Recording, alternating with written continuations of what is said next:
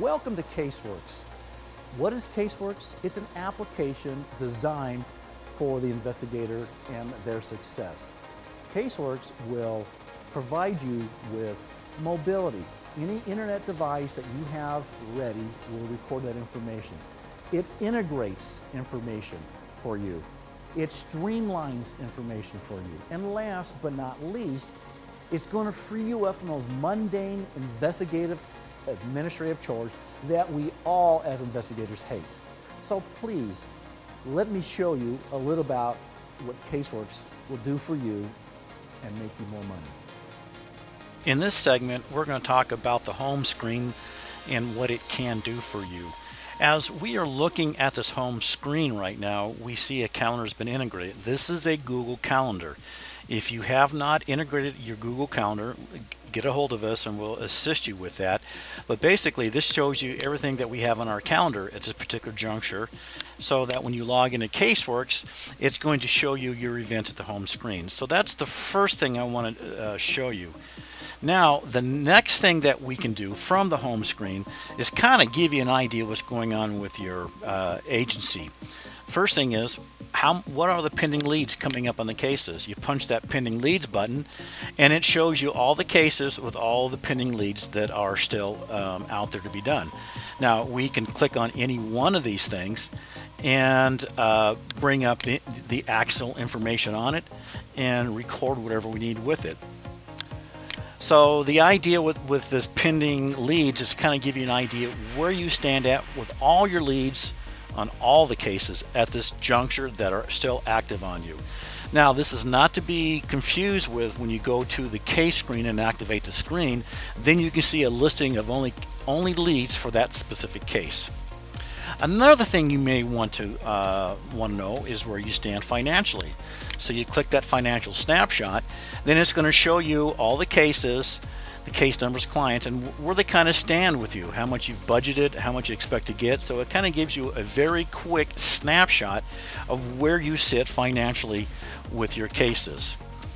You can also record payments for invoices. So what you can do from here is this particular invoice number is going to show you all the outstanding invoices that you have in the system. For example, I can take the State v. Smith case and identify that, and you notice it automatically populate the 105 in there, and you can tell the program how they're going to pay you, and we can say check 1, 2, 3 or whatever.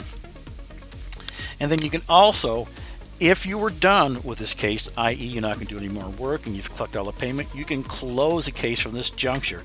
The case is still going on, so I'm not going to worry about that. So I'm going to hit the save button, and now the payment has been recorded. Now you can go on to other cases to do other things to record payments, but we're not going to go any further than that from here. The other thing that you can do is record retainers for cases. A retainer is something that you're going to collect and will act as a budget. So let's say that we get this particular money maybe last week on the 4th of August.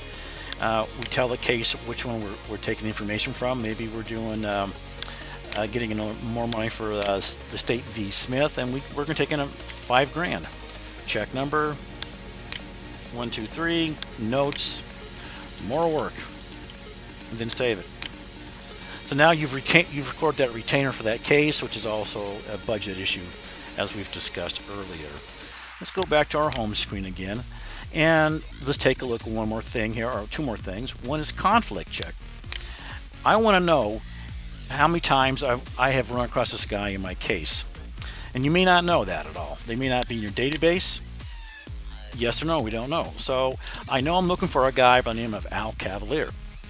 So I'll type in his first name, and we can tell the program to check aliases, check the nicknames, and check cases.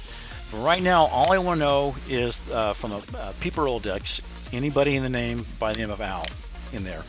And it's going to come back with that result. It's going to tell us who we found. And there it is. This tells us that the conflict check, and these are all the cases that we've dealt with him on.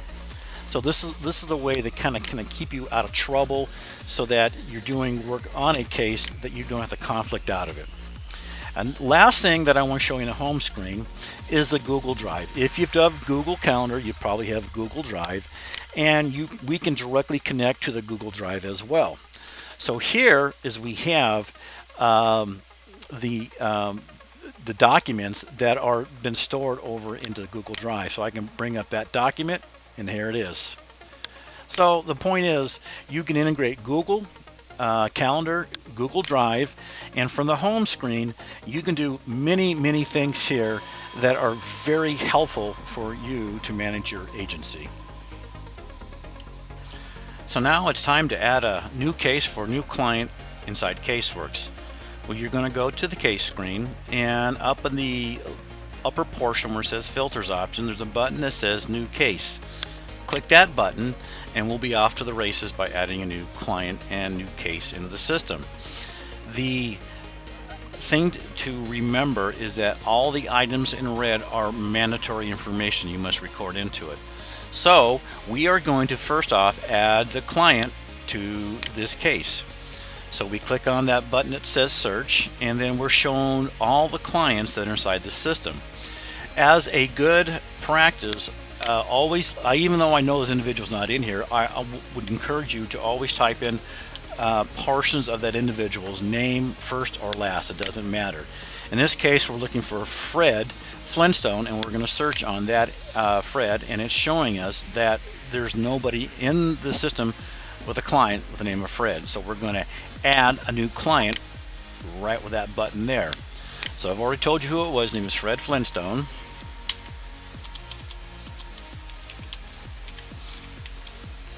And you can see I've done Fred Flintstone several times here.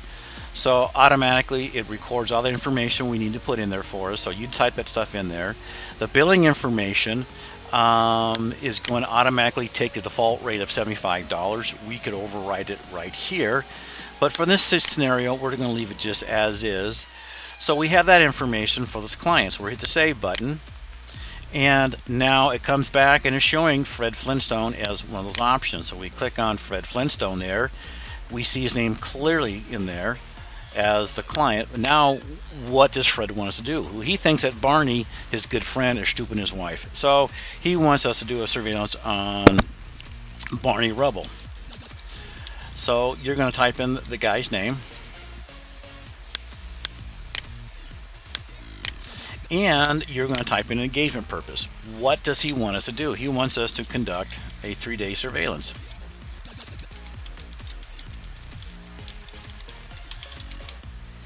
Of Barney to see what's going on with him.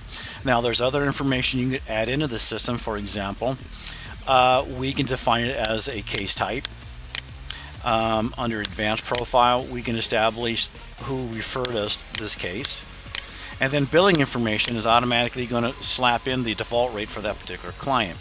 So all we got to do at this point is hit the save button, and now we have that case entered into the system of which we now can work on.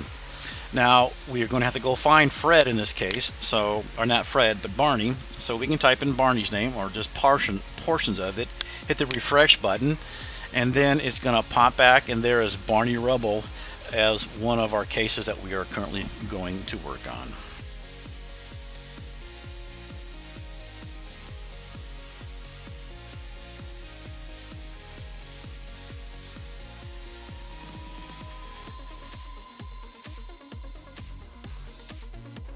Welcome to CaseWorks. What is CaseWorks? It's an application designed for the investigator and their success. CaseWorks will provide you with mobility. Any internet device that you have ready will record that information. It integrates information for you. It streamlines information for you. And last but not least, it's going to free you up from those mundane investigative administrative chores that we all as investigators hate. So please, let me show you a little about what CaseWorks will do for you and make you more money. In this segment, we're going to show you how to generate a contract for your client. Also, I'm going to show you where that data is stored inside CaseWorks and how you can change that information. And then, last but not least, email that same contract to your client. Well, we're going to deal with our Barney Rubble and Fred Flintstone case. And the first thing we want to do is generate a contract, or at least that's what we're going to do today. on the right hand side column under actions, there are a series of buttons, and one of them specifically says contract. So you will click on your contracts button, and then you'll be presented with the information that's going to appear on the invoice. And I'm going to point out a couple things to you. For example, the date's automatically put in the date of today. You can change that. The case name, if the client has a reference number, it would have appeared here from the case profile. It's showing you what your default rate is. So basically, all this information here is actually being extracted from the case information. The client signature block is Fred Flintstone because we're pulling it from him as a client. The address is also is being extracted from the client information. The scope of work is being conducted from the case profile. And if we back up to take a look at the case profile here, you'll see that one of the things that we said we were going to do is conduct a 3-day surveillance. So if we go ahead and press back over to here, to the contract itself, there's some boilerplate language down here is something that you're going to put into the system. Now this is the default, and all this information is being extracted from the utilities menu, and this information here can be modified very easily, and I'm going to show you where that's at. So if we click back onto the home page and click on to the utilities screen, then we're going to maneuver to the utility type here, and we are going to select correspondence letters. And so now we're going to look at all the utilities that are referenced to that, and here we have is that letter of agreement that we're using with our contract, and we can edit that information, and here's that information automatically flows into the contract itself. These kind of standard boilerplate, whatever you want to put in there, this is what will be your default. So I'm going to go ahead and cancel out of this and pop back over to our invoice, or excuse me, not our invoice, but over to our agreement, our contract, to generate that. And so now what we have here is all the information we want to pull. Anything on this screen will be generated to the agreement itself. So if I want to pull this information out, I can do that. So first thing you're going to do is create a draft by clicking on the draft button. And then what happens is the program shows you, CaseWorks is going to show you what that's going to look like. And here it puts your logo up there should you have one here, all the information you need, the address. It's showing the hourly rate and whatever language you put in here to include the scope of work right here. Now, if you are happy with this, then you're going to go ahead and want to fire us off to the client. Now, I do want to point out one thing down here. There's a signature block for Fred Flintstone to sign. So I'm going to go ahead and download this letter of agreement or contract, and really what I'm really saying is I'm going to actually email it to Fred at his location, plus there's a blind copy to myself. So simply all you got to do is smash this email report, and and then what you'll see is this form being sent to your client. If you want to take a look at the actual report itself, and you can click this download the report, and that's what it will look like in full copy. So all we have to do now at this point to email it to Fred is smash this report, and off to the races it goes, and that letter of agreement has now been sent to your client, plus it has also sent you a blind courtesy copy so you can take a look at it and to validate what's happened. And that concludes this segment. In this segment, we're going to show you how to record time slips, case notes, and expenses for your cases. The very first thing we must do is focus on the case that you want to actually record those time slips and expenses for. I have already filtered out the cases that I want to see, and I'm looking specifically at this Barney Rubble case. Well, what I got to do now next is go to the actions column on that same row and click on work cases, and the screen that next will pop up is the activity screen, the time notes, the case notes. This is where you're recording the work that you're doing normally. So I do want to point out before we go any further that you have the ability to filter your time slips and case notes screens with the upper side of this particular screen. This is not unlike the case screen and other screens you've seen in the past, so it works very much similar to that. But let's get back to adding a time slip and case note. Well, there's a button here that says New Time Slip and Case Notes. We're going to click on that. And then we are going to record that information that we want to deal with. Now, we're doing this case on Barney Rebel, so maybe we want to do a background on Barney Rebel before we go actually do the surveillance. So I'm going to click this activities type, and I'm going to select R and take it down to research activities. Now, I do want to point out right now very quickly that the first thing that popped up was interviews. That was because that was defined as default. You can tell the program what the number one things that you do when you record time slips, and it will pop up there as that type every time. So let's record the start and end time of the activity. Let's say that we did an hour's worth of work doing this search. So we put the 7:33. So now we have an hour's worth of work ready to record against that client. Now, what we want to do is put stuff into this work product area right here. Any information you put in this particular box will not show up on the invoice. It will, however, show up on investigative reports as you pull them out. So just be aware that there are two boxes here. So what I would put here in the work product case notes is the actual dirt of what you found. In this case, we're doing research. You pick out your favorite database provider. You can cut and paste that information there, or you can synopsize whatever you found. So I'm just going to type stuff in here. So I found some following stuff. And then I would detail whatever I found. Type as much as you want. There's not a limitation here. Next thing you want to do, if this is totally optional, is get into here the invoice notes. Now, whatever you put in the invoice notes is going to show up onto the invoice. So you don't want to. You may not want to put some very gritty details here, but maybe that you did data search. So maybe we just say we did data search, and that's all we're going to say. And with this, we can also record expenses. So I click on the expenses tab, and you have a myriad of expenses that you can record with this. We are going to tell the program we're going to do a database search, and it automatically has populated what your cost is, what the client's cost is going to be, and that's basically all you have to do at this point. You could add additional expenses if you wanted to, but we're not going to at this juncture. So I'm going to click the Save button. Just for the sheer fact I'm done with this. I've recorded my time slip, I've got the case note in there, and I have recorded expenses.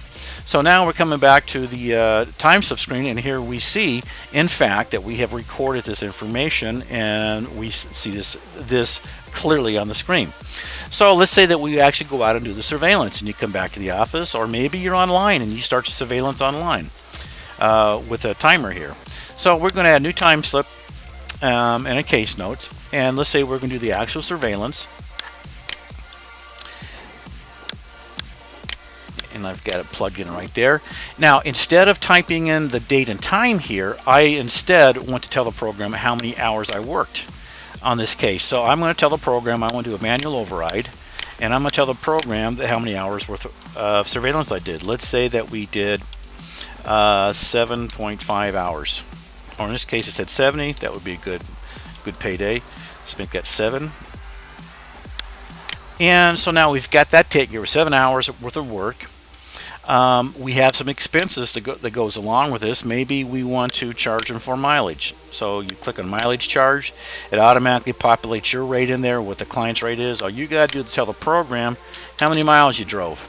But we're not through yet, because we want to go back to our case notes itself and record information that would potentially appear on investigative report and or the invoice. So once again, in the work product case notes, you're going to type the details. Maybe at 0900 arrived on station, and then maybe at 10 o'clock you had a coffee break, and then at 11 o'clock you had lunch break. I think you get the idea. You basically record whatever is necessary for your surveillances. So now this is the work product, but now if we want anything to show up on the invoice notes, once again this is totally optional, we would type in something like followed suspect or target, whatever you want to call it. So we've done all that information. Now all we got to do is simply hit the save button, and we now have saved this time slip and the expenses associated, now we have 2 time slips that have been created. This is really all you need to do. But let's say, for example, that you forgot to add some expenses on this particular day. Well, you can reach over and hit the expense button, and then you can add additional expenses on this case by simply hit the new expense button and select whatever it is that you want to deal with. Let's say that I did a copy charge of papers. And I want to charge them 95 cents. So it's populating whatever rates that you have. We tell the program how many that you did, and we also put in here anything that we want to clarify to the client of what we did.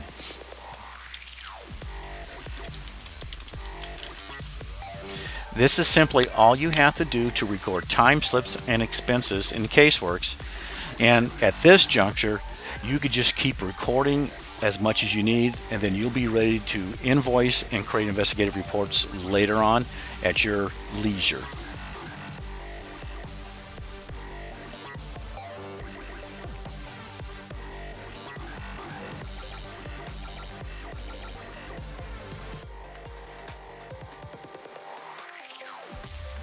Welcome to CaseWorks. What is CaseWorks? It's an application designed for the investigator and their success. CaseWorks will provide you with mobility. Any internet device that you have ready will record that information. It integrates information for you. It streamlines information for you. And last but not least, it's going to free you up from those mundane investigative administrative chores that we all as investigators hate. So please, let me show you a little about what CaseWorks will do for you and make you more money. In this segment, we're going to show you how to connect individuals to your cases. Well, the very first thing you must do is have the program focus on that specific case of which you want to add an individual to. We're going to use our Barney Rubble sample case here, and I've already filtered for Barney Rubble's case in this scenario, so we have him listed in the lower half here, so we know we have the right case, or at least we can get to it. But we need to work that case so now that we can add individuals connected to that case. As always, when you hit that work case button, it'll always take you to the time slip screen. So now what we must do is on the left hand side is click on this people button to look at individuals who are connected to this case. In our scenario here, there is no one connected to this case. So very simply, you hit this new association button, and then you'll be presented with a chance to record Barney's name. So the very first thing we must do, we've got to put his name in there because it's in red, obviously. And then we do that by hitting the search button. And what the program now has done is shown us everybody that's in the people Rolodex. As with all other filters, I recommend you filter on as little pieces of information as a first name or last name to see if in fact Barney's not in the system already.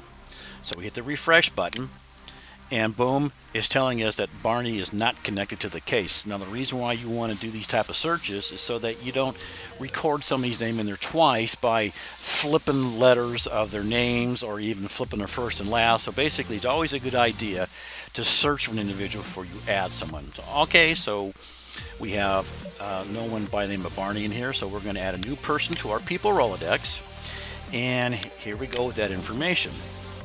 So I'm going to record Barney's name here, and there's other information we can record in here, and we're not going to really concern ourselves a lot about the rest of this stuff. This will go into at a later date on other descriptions, but just get this individual into the system is the key here. Now if you have any information on Barney, like maybe you might have a phone number on him, then you want to record what you have so that you can actually contact him at a later date. So we can also record an address if you have that. If you don't worry about it, press on. If this is a defense case where you want to talk about specific characteristics, this is where you record that as well. So simply at this point, hit the save button, and now we come back to that search screen where we were looking for Barney before, and lo and behold, there he is. So we're going to click on him once, and now he's listed here. We must then choose a role that we want him connected to the case. Well, we know that he's the target, So I hit the letter T on the target, and we can determine whether he's a witness or not. What if he's a witness? What type he is? Hostile, extra friendly. But the point is, get him in the system. And under the notes here, you want to record something about him, so that as you were looking down the road and look back into this case, he was a target, but maybe you had more information that might be more descriptive about it. So you might say he's suspected of an affair with Wilma. So we're going to go ahead and hit the save button. And so now we have him connected to the case. We have a phone number here should we need to call him, or if this he wasn't the target, maybe he was just a contact. But it's going to put their contact information inside here so you can call them very quickly. Now you're going to note here at this point that we don't have an address for him. I did that on purpose to show you where if you get information later on, you can quickly add that information to this individual's personnel file, if you will. So we're going to add a new address for him, and I'm going to record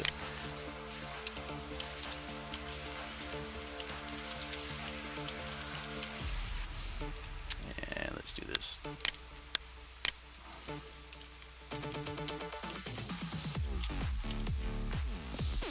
You know, if I can spell, it'll be just a wonderful thing. That's all I have is that information, so we're going to click on the save.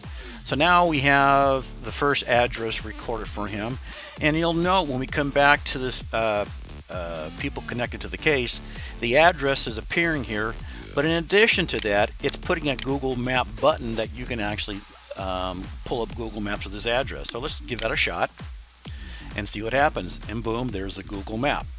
So it's a way of being able to determine exactly where this person's at. Now let's add another address for this guy. Let's add an address, maybe the office here.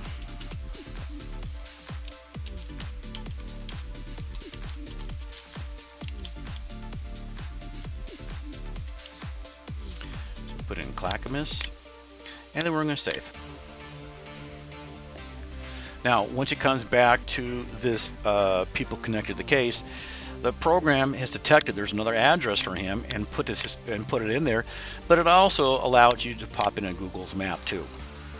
So the point is, the more information you give the system, the more valuable it's going to be for you.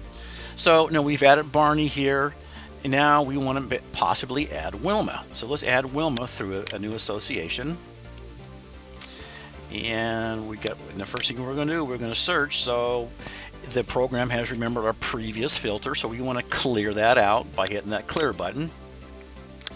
And let's look for Wilma. I'm going to type the first part of her name, hit the refresh, and it does not exist. So we're going to add Wilma to the system.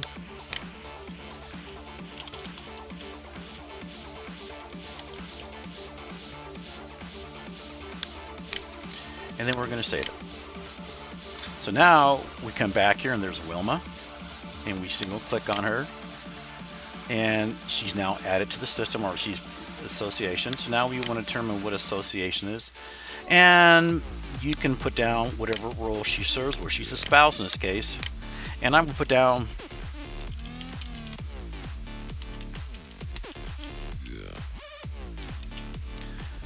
and then simply hit save. Now you can you can adjust this information as necessary, but let's just get in there for right now. So now we have two people connected to the case, and just as with Barney Rubble, you could easily add other information about Wilma: address, phone numbers, employment, education, whatever is necessary. Let me take you to that way of handling information, those other types of stuff that's not normal.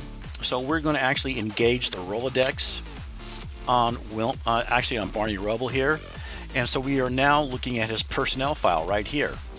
So basically, with his personnel file, we can add more addresses. Works. We can add a photo, vehicles. This is all the stuff that is very particular to excuse me, Barney Rubble. So the point is, you can add as much information as necessary. Add others as you come back to them. So now once you're here and you have people connected to the case, you may want to generate some sort of report to walk away either in the field or possibly to email to somebody. So let's generate, generate a first report here. And you have types of reports you can generate: minimal, demographic, or pedigree. Now, whatever you select here, it's going to respect whatever filters you have put up in the system up here. So let's go ahead and pump out a report that's full, and that's going to have both individuals. So what we have here is just basic information on both these individuals, and we could easily download the report, or we can email it. So if you hit this download report, then what's going to happen, the program is allowing you to email this information to somebody, to yourself, whatever you want to do with it. Or you can also hit this downloads report, or you can actually just email a report out to whoever you want to deal with. So that is one style of report. Let's go and generate another report. Let's try minimal and see what that looks like. That's a different type of information, minimal information. Things in terms of if you're working a case and you have to produce a witness list to the other side, you're not going to provide all that pedigree information, just a simple information or whatever you want to do with it. So let's go back and try a different report. Let's try a demographic report, which is going to pull out a lot of stuff. It's going to pull out everything that we have on these individuals. And there you have it. Different style of report, but basically it's showing you very positively, very negatively, whether or not you found information on these individuals. So that's one style of report. And then you can also do another type of report that deals with pedigree. And let's pop that out there. And so this is showing you the same information, but in a little different format. If there were photos connected to these individuals, they would have appeared right here. So this is a way that you can add individuals to your cases, pull out reports, and be able to print and look at information. In this segment, we're going to show you how to add photos to your cases. And the way this is done is actually not unlike others. The first thing you must do is to focus on the case that you want to deal with. In this situation, we're dealing with the Barney Rubble case, and I've already focused on Barney Rubble's case by applying a filter. Once you've done that, then you must actively engage the case for this particular case. Once you're there, as always, it takes you to the types of case notes as a default. On the left-hand side, you're going to select the Photos button. And once you have selected the Photos button, the program's then going to show you all the photos that are connected to this case based off the filters that you've established in here. But right now, we don't have any filters, so we're going to add our first image to this case. So you're going to click a new image. Now, what the program wants you to do is for you to tell the software where that particular image lives. So you can click this thing, Add Files, and it takes you to the location on your hard drive. You got to go find it, and then you can select the photo that you want to upload, and then the program will show you that you have identified that photo as to be uploaded. We can add another file, for example this file here, and then now we see we have two files that have been identified that we want to upload to the system. So we hit Start Upload, and the program starts counting it down, and once it's done, all your photos will be shown down here. That will tell you in fact that you have uploaded those photos. So you just hit the back arrow key and then hit the refresh button, and then we are going to see those two photos that have been connected to this case. Now if we take a very good close look at these images right here, we notice that we have put in an automatic title called New Image. So you might want to modify these titles to be more descriptive. So we hit the Edit button, and it's showing that full photo there, and we can say target photo, whatever you want to call it, and then down here put some notes.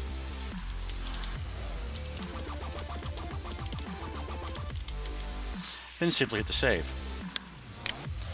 So now the program is allowing you to record this information, and you'll see that the information has changed based off of what we just put in there. So we can generate reports based off the filters in this particular screen.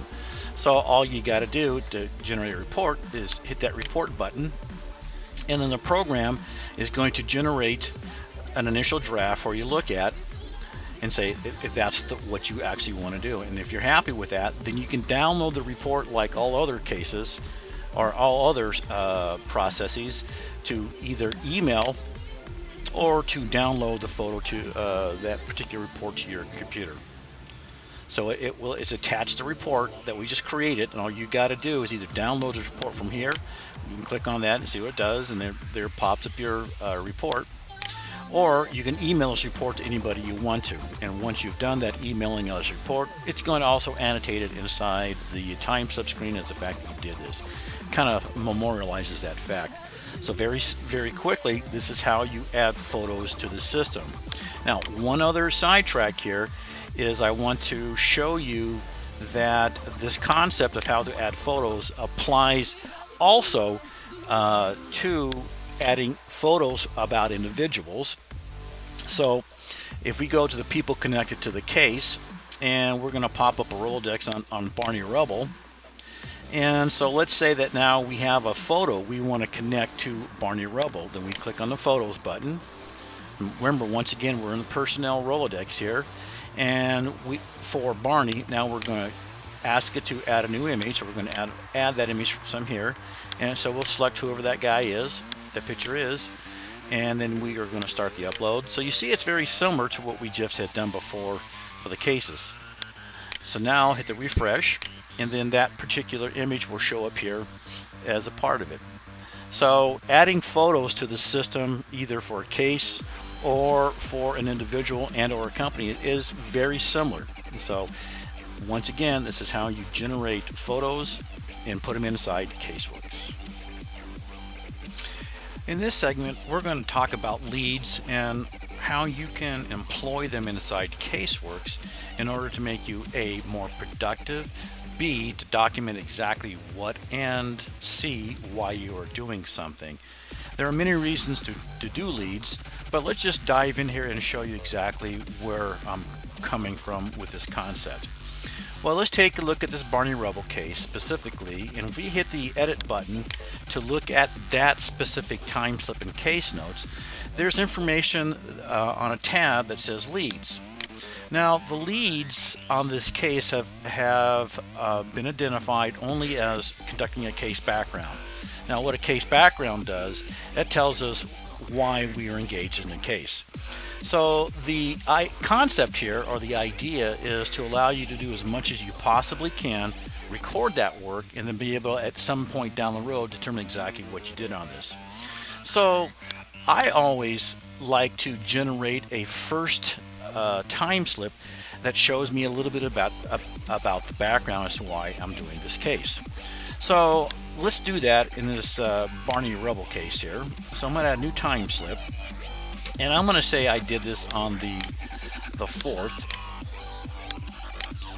and let's say that I maybe did an hour's worth of work.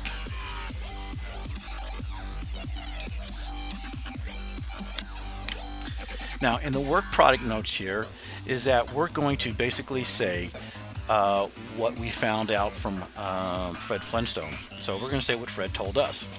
Fred believes that Barney is having an affair with...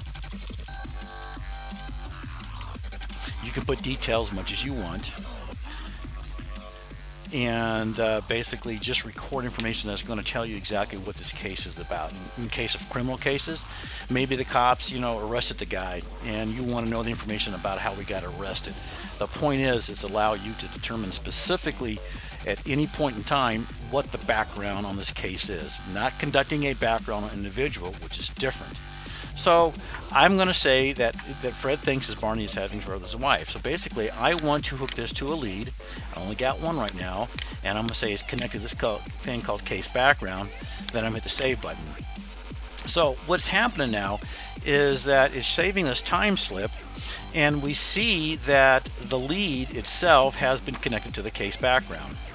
Okay, so the idea here is that let's take a look at the lead screen itself, and we are going to find all the leads that have been associated with this case or generate for this case. The program will automatically always generate this thing called case background for you. So now I know I have done some information on the case background, work on it, and I want to take a look at that so I can actually do a leads print on this information. And without going any further, but basically this shows you exactly there was one case note that was recorded with it, and we see that Fred thinks that Barney is having an affair with his wife. For every case note that you associate with the case background, it will print that out. So let's demonstrate that very clearly. So let's go back a little bit here, and let's go back to the leads. And what I want to do at this point is add a custom lead here. So let's say that we want to, we were going to do a surveillance on Barney, but there we wanted to do the background on him prior to that. So let's record the fact that we want to do a background on him. So we'll add a new lead. It's active, and we're going to say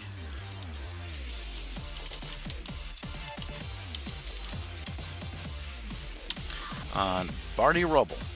Okay, the task narrative is get as much info as we can. You can put the date it's assigned. You can also put a due date on it. It's really up to you. But let's just go simple and say that's all we want to do for right now. So we're going to go ahead and save that. And now let's go back to our time slip screen where we have recorded case notes. And we're going to find that time slip we just generated about the background itself. And I'm going to edit that information. Actually, that's not what I want to do. What I want to do is go back to the first time slip where we actually did the research activities. This is the lead that we want to connect that to. So we're going to hit the edit button. And so this is a research activity. And the leads that are available to us is do a case background. That's not a case background. Or we're conducting a background on Barney Rubble. And that was a yes, that was the background that was conducted because we recorded it here and then save it. So now we have the ability to very quickly from the lead screen take a look what we have done relative to the background on Barney. So let's do a leads print on this. And this is a showing of the fact that we did do a background on this case, or actually a background on Barney, and this is what we found. So let's go ahead and go back a wee bit here, and I want to establish another lead in here, the actual surveillance itself. So let's go ahead and add a new lead for this case, and we're going to call surveillance.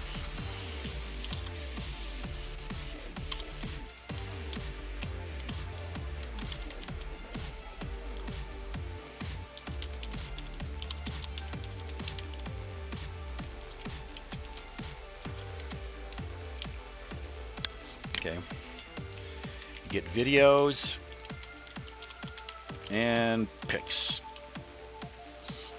and I'm going to save that. So the fact that we said that we want to do surveillance on him shows up inside the lead screen. Now if we were to do a leads print on that, it wouldn't show us anything. So take a look at this. In fact, there's nothing associated with it. We see we want to get videos and pics, but there's been nothing connected to this case.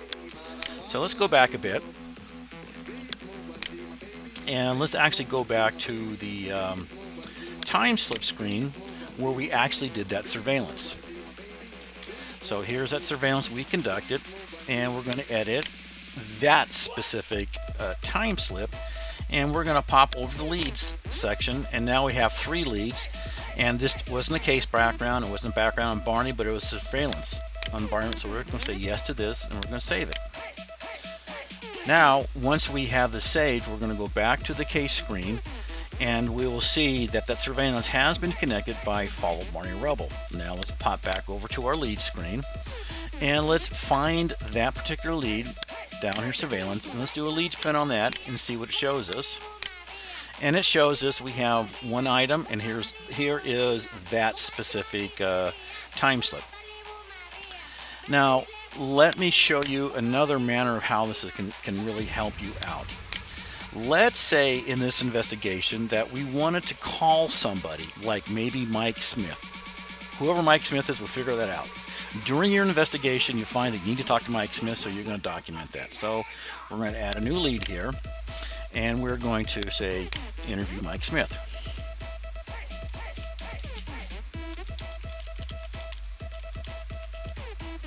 And what does he know about this affair?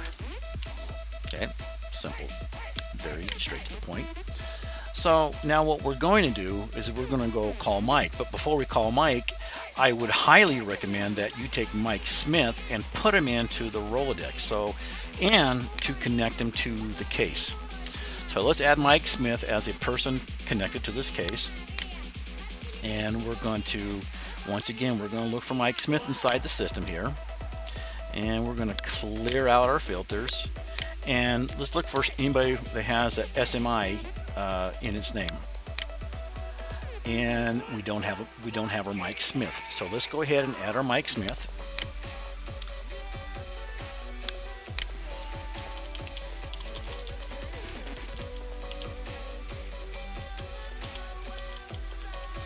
And it so happens we happen to have his phone number, so you're going to record it as a mobile or whatever it is.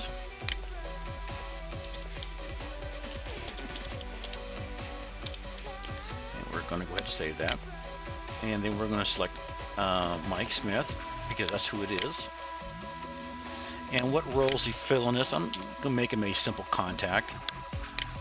And he's most likely a friendly, or maybe we don't know. And the notes are, what does he know about the affair? Get that information. And other leads, other info as required. All right, so let's go ahead and save that. Now, the point is, we are going to want to contact Mike. So in order to do that, we're probably going to call him up on the phone. So the first thing you want to do is to call him up on the phone. So we engage a time slip, case notes. And so we're going to tell it, the program, it was a telephone call. And it was on this date and this time, and the work product says called and left message. Because I couldn't get a hold of him. And so we're going to go ahead and say leads. We're going to show the leads, the fact that we attempted to interview Mike Smith, and there that is. And then we're going to save it. So we tried to call him, and we left a message. So let's say that we tried to call him again on the next date. So add a new time slip, case notes. And so let's say it's the next day, the 7th. And if you notice, what the program's doing here is changing the end date to match for you, should you want to do that. And so let's say we got to make it as a telephone call. And once again, left message. Couldn't get hold of him, but you left it there, so you're going to connect it to the leads that you're trying to interview Mike Smith. That's the reason why you're calling him. So now, once you have this recorded, let's say that the following day that you yet again try to contact him. So you're going to add that time slip in here as well. So we're going to bounce this up a couple days to the 8th. And we're going to make it a telephone call again. And the leads connected to is interview Mike Smith. So we get back to the case notes and we actually talk to him.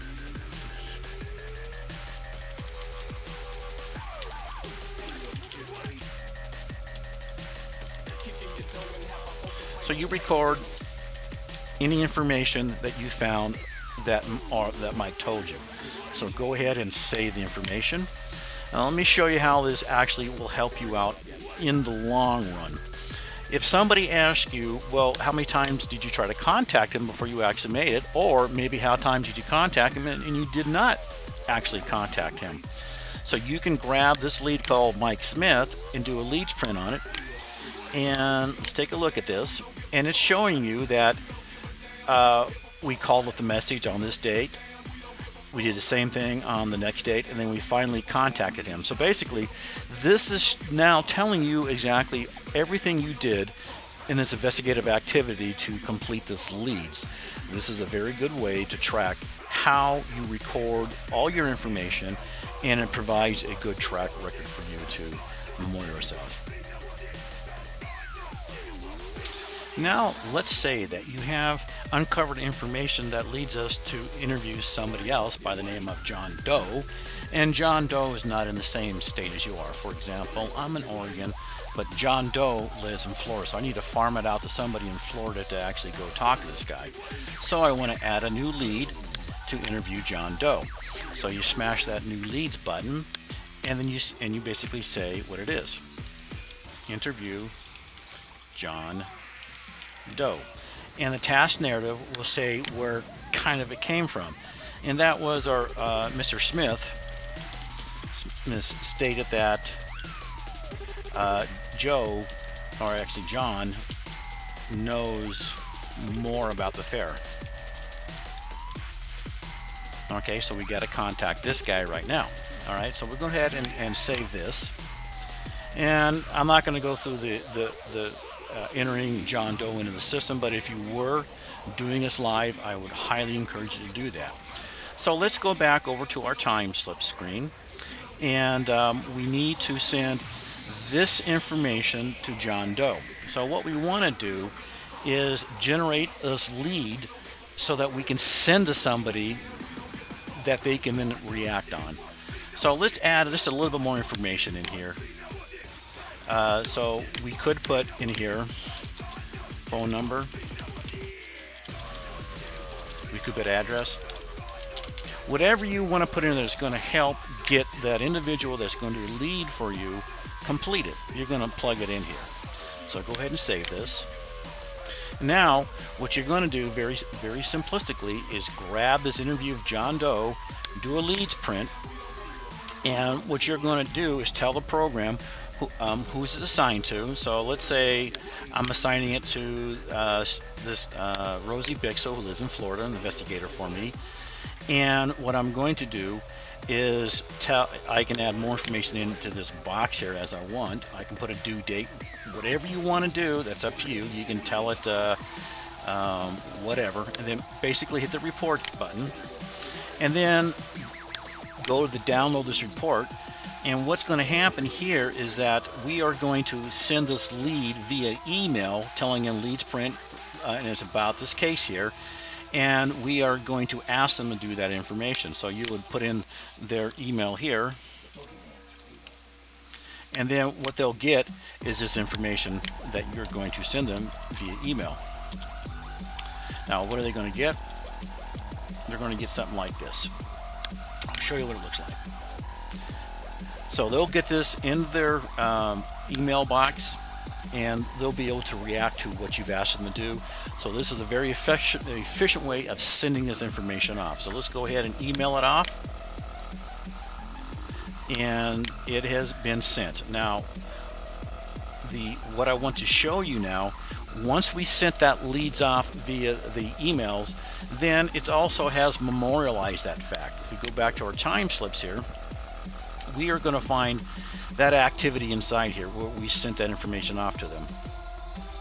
So the idea is to allow you to do your work, memorialize it, and get it off as soon as possible so leads can be conducted, or I should say completed.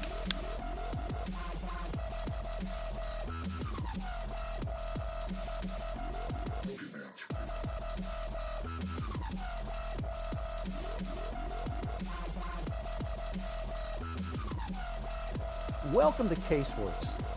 What is CaseWorks? It's an application designed for the investigator and their success. CaseWorks will provide you with mobility. Any internet device that you have ready will record that information. It integrates information for you. It streamlines information for you. And last but not least, it's going to free you up from those mundane investigative administrative chores that we all as investigators hate. So please, let me show you a little about what CaseWorks will do for you and make you more money. In this segment, we're going to show you how to generate case reports. The first place that you can generate case reports is at the case screen itself. Each one of the listed cases here, the far right hand columns, has actions. And inside these actions are buttons that are things that you can do. Specifically, you can work the case profile, or you can generate reports. Let's go ahead and work on reports for the State v. Smith case. And I'm going to initially generate a case information about this case. So here's what we have on this case. It shows report of investigation. It shows you basic information, any issues you record in a case, any discovery you record in a case, and a report of investigation. So it records a lot of things that tells you exactly kind of what's going on with a particular case. You can also change this, and let's maybe do a case intake and see what that gives us. Same case, different information. So here's your case intake. Let's also take a look at the mileage report. And here's your mileage report. Now this is specifically generated from recording information inside the system that's associated with mileage. We can ask for significant work product, meaning when you've recorded your time slip, you had identified a specific or specific work products as significant. So let's see what that gives us. And there's that information there. And then we can look for work product, meaning all the work product without any hesitation or reservation. So basically, these are different styles of reports that you can generate out of CaseWorks from this specific location. Other locations where you can generate reports is after you generate, or actually generate when you start working on that case. So once we actually engage the case start working on, so we're going to click that work the case button, it's automatically going to take you to the time slip screen of that particular case.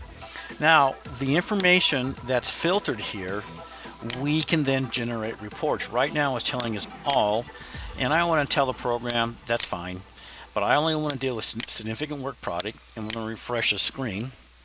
And then I'm going to generate a report based off of this. And the styles of reports are case notes or significance. Do case notes. And let's generate that report.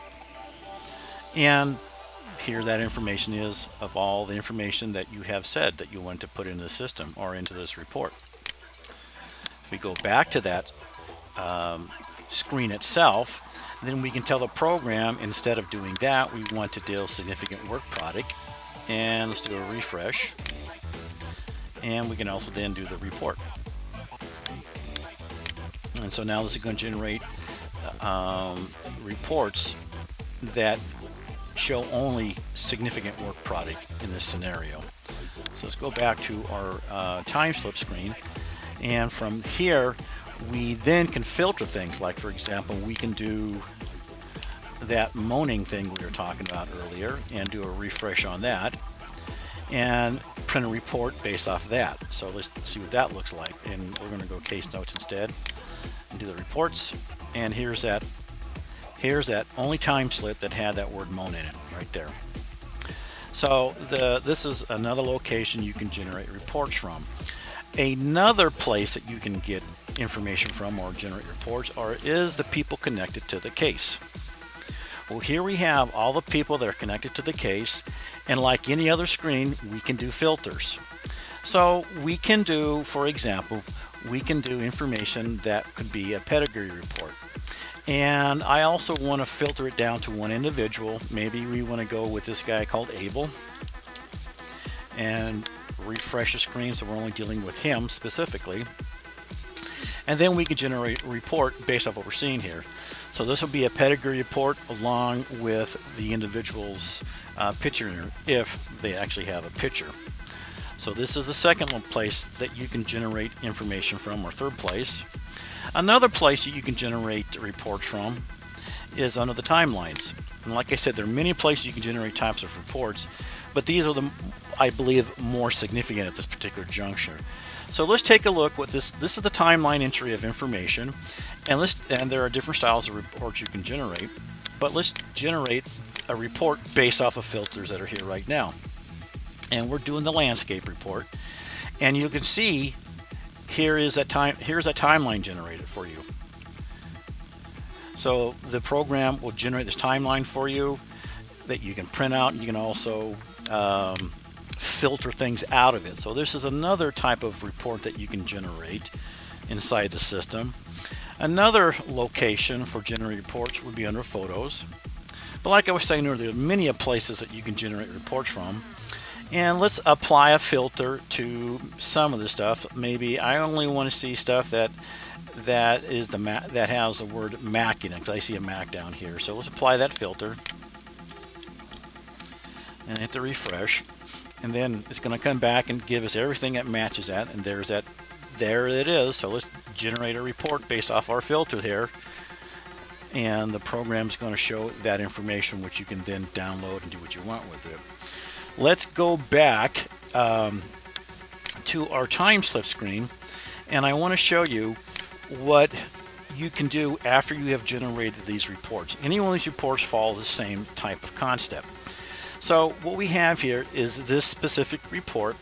I want to generate this report via case notes, and now I want to download this report. Now, downloading this report basically gives you the option to then email this stuff to anybody you need. And if I can spell, I would just be literally awesome. And then you can put a carbon copy in here, whoever you want to go to. The BCC, basically that blind courtesy copy is going to come back to you as the individual, but you can put notes in here that's going to be shipped along with this particular report to whoever you want to go to. So once you email this report, then the program is going to memorialize the fact that you sent this report and what notes you've established in there and anything else that's relative to it. So let's go ahead and email this report and see what that does for us. So it has been emailed. So let's go back to our case notes, and we're going to clear out the filters here, and we're going to, and what we see now is that we had sent this report, and it's telling us what we sent to them and what the report was and who was emailed to, both in a normal fashion or BCC or CC. So this is a way to memorialize the actions that you took to send somebody an investigative report. Invoicing in CaseWorks can be done through 3 different locations. The first location has to deal with the case main screen itself, and that is in the column called Actions on the right hand side. For each individual case, you will find a button that says specifically Invoice, as I'm demonstrating by pointing out each invoice buttons in the Actions columns. So you simply have to push on the case that you want for Invoice to generate that specific invoice. So now we know we're going to be invoicing on this particular case. Another manner in which you can invoice a case is after you have actually engaged the case by clicking on the Work Case button from the Actions column. Once you get to the time slip screen of that particular case, you will see at the upper hand right hand side there's a button that says Invoice. So if you click on that Invoice button, it's going to invoice for that particular case. Another location from which you can invoice your client is after you have engaged that case and working on it. We've already shown you where you can invoice of the upper right hand corner on the time slips, but if you are also click on the expenses button on the left hand side, then you will see a button up here for the ability to invoice. So there are 3 locations of which you can actually generate an invoice: main case screen, time slips, and invoice. No matter which route you travel to get to the invoicing, once you're here, it all looks the same. You have some options here. For example, you can tell the program to generate invoices on all items or select a date range. You can also select the style of invoice, detailed or summary. You can put the invoice date number here to whatever you want. That will appear on the invoice itself. And then if you did do the date frame or the date range, it would be the date from and the date to. The billing instructions automatically has been played in there for you by CaseWorks. You can override it now. And any footer you want on the invoice, you can do that here right now. So once you get to this particular point of the invoicing, hit the button that says draft invoice, and then the program's going to show you what that invoice is going to look like at this juncture. So if you're happy with this particular invoice, then all you got to do now is finalize the invoice in order to put a invoice number on it, because right now it says draft. So you're going to hit the finalize this invoice, and the program is asking, is that really what you want to do? Yes. We have just finalized that invoice. We now can email it to your client, to anybody that you want. You can put a carbon copy, you can do a blind copy, and any notes here specifically to show the client whatever you're sending them. Now, if you wanted to download and take a copy, take a look at that invoice, you can do that right here by simply pushing that button, and then that shows you the invoice as it would come out. Or you can simply just email this invoice to the individuals here, and you have completed your invoice. In this segment, we're going to show you how to work with both budgets and retainers. Just as a clarification point, a budget is somebody telling you that you have X amount of dollars to be used on a case, like maybe $500, maybe $1,000, whatever it is. That is a budget. A retainer is different from the standpoint that a retainer is you actually are given money, and that retainer, as before, like $500 or $1,000, then actually becomes your budget. So the point is, if you're entering a retainer, that will become your budget. If you don't have a retainer and want to record a budget, it will do the same thing for you. But anyways, what we want to do, taking a look at this case here, we have our Barney Rubble screen case, I should say, identified, and we want to establish a budget for this case. So I'm going to click on the Work Case button, and the program automatically comes back and shows us the case that we're focused on, and we once again are on the time sub screen. I'm going to draw your attention to the upper left hand side of the screen. It is showing what the budget has been established on. It's at 0 and the rate $75. So basically it's telling you there's no budget that has been established. So let's establish a budget for this case here. So you're going to go down and hit the budget button. And once you're into the budget button, you're going to actually hit the new budget, because you can actually have multiple budgets in any system. Let's apply $1,000 as a budget, and this is the date we got it, and we can put notes relative to that budget if you want to, or not. Hit the save button, and when we come back to the case screen, we now see that a budget has been established, and we are actually in the green for the budget. And what that means is we are at 80%. We are 80% or below of using that budget. So basically, this is a track, a light track that's going to tell you when you hit 80%, the green light will go yellow. When you hit 100%, the yellow light will go to red. So this is your budget track. Now there's another way of handling these budgets. I'm going to go ahead and delete this budget, and we're going to pop over to the retainer screen, and we're going to add a retainer. Now if you take a look very quickly here, I should have showed you, but the budget itself has now been removed because we took that budget away. Now let's go into the retainers. Now once again, a retainer is actually receiving monies from somebody. So let's add a retainer in this case, and let's say that we took $1,000 from this individual. They gave us a check on it. The check number is 1235, and it was a Bank of America check. You can only spell be dangerous.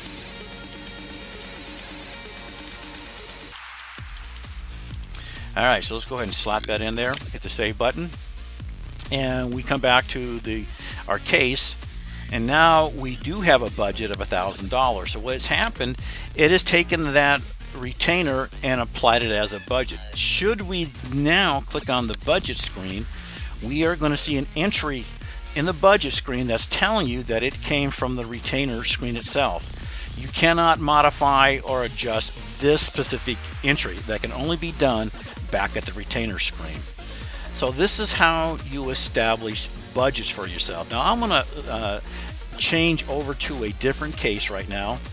Let's go to State v. Smith, and I'm going to show you what this budgets look like on this case. Well, if you look at this, you can see the budget here is $5,200. My rate for this case $75, and we're in the yellow range.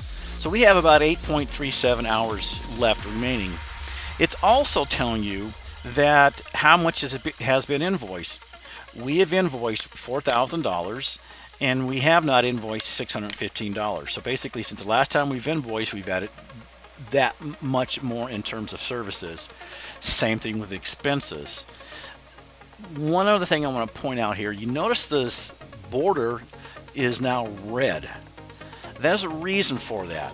What's happened here is that we have billed this client and are asking for money, and we have not been paid on this case yet. So basically on this case is in the red. They in essence owe you money. So that's the reason why we have that red information or that red background for you. So this is how you can work with budgets and retainers to make sure that you're on track. Any case button that you work on inside the program, it's going to show your budget. For example, if we were to pop over into the people connected to this case, then we are also going to see that budget track sitting there. In this segment, we're going to show you how to work with filters. So just imagine that you have put a lot of cases into CaseWorks, time slips, or whatever, and you need to get back to a specific item. The best way to handle it is via filters. So let me show you how that works inside the case screen. We are currently looking at all cases that are active based off the filters I see up here. So I want to find another case to work on that might be several screens down, and I don't want to be hopping between screens, so I want to type in pieces of information that is going to get me to that specific case. Now I know I've got a case in here that's via the name State v. Smith. So once I've typed in my filter option here, then I must hit the refresh button to engage any filters that I have typed in on the system here. So this quickly came back and gave us State v. Smith. Now we can clear this out, and if you want to clear it out, don't just delete this, actually hit this clear button, and that will totally clear any filters you've established on this screen. So let's apply another filter. Maybe we can't remember how to spell State, and we know that the individual's last name is Smith, so I can type in SM and then do a refresh off of that. Now the program then is going to show us all cases that have SM somewhere in the case name, and once again it has pulled up the State v. Smith. So I'm going to go ahead and clear that option out now and go back to our case, all cases that are active. Now I can also search by case number, portions of the case number. So let's take this case down here for Barney Rubble. I can actually take these three numbers here, put it on my clipboard, and type into the case number, and then hit the refresh to engage the filters that are up here, and it's going to come back with our results, and there it is that Barney Rubble case. Now if I want to clear it out, then as before, hit that clear button to totally wipe things out on the filter side. Now we can also search by client. So if you want to see all cases by a specific client, I see on the right hand side we got a guy by the name of Stickwell. So I'm going to type in Stick and hit the refresh button. Now the program's going to come back and show us all cases that have the name Stickwell in it for the client and that are active. And you can see we only have two here. So let's go ahead and clear that out. Now you can also tell the program other filters, like for example, I want to see all cases that have been closed. So hit the refresh button based off of that filter, and the program shows all cases that have been closed. And there it found one specific case for us. So if I want to change those conditions from that filter, then I've got to go back to the active, hit the refresh, and off to the races it goes. And it's going to show you all the cases that are active. Now you can also tell the program to show cases who people are assigned to. So let's see if Rosie Bixel has any cases assigned to her. And hit the refresh button after I've done that, and it comes back and there's nothing there. We can also tell the program, let's look for cases assigned to me. And let's come back with all cases relative to Roy Miller. And here we come back with those cases right here. You can also tell the program not to use this filter, and let's clear things out. But we can also tell the program to sort by case types. So we can put down aggravated murder. I think we got one of those in the case here, and hit the refresh button. And it's going to show us every case in the system that's aggravated murder. Okay, so here we have our 3 cases. Now we can get even fancier with our filters here. We can leave aggravated murder as a case, but now I also only want to focus on cases that are assigned to Smith, Jones, and Rumpel down here, if you see that. So I'm going to type in, I'm going to choose Rumpel, or at least portions of it, and hit the refresh button. So the program's going to come back and show us all active cases that are signed to by a client with something in the name Rum in it, and that are aggravated murder. And here's that capacity right here. It shows you that case. So now that we've done that, let's go over and work a case, and let's show you how you can take your time slips or in the time slip screen and do the same thing. Now right now the program is only looking at cases, time slips under V-State v. Smith that are ready to be billed. I can change that filter to say I want to show me all time slips that have been billed, and hit the refresh button, and the program's going to come back and show you that information. We can also once we got here, I do want to point out that it's showing you this specific time slip has been invoiced. So we can also tell the program that we want to look at all time slips as opposed to those that were just okay, ready to bill. And here those are at this particular juncture too. Okay. All right. So there are other items that you can do with this, like for example, you can say to the program, I want all time slips, and I want only time slips that Rosie Bixel's been dealing with, and then we can do a refresh. So once again, it's accumulating that information. It's saying it's all time slips and specifically Rosie Bixel, and here it is.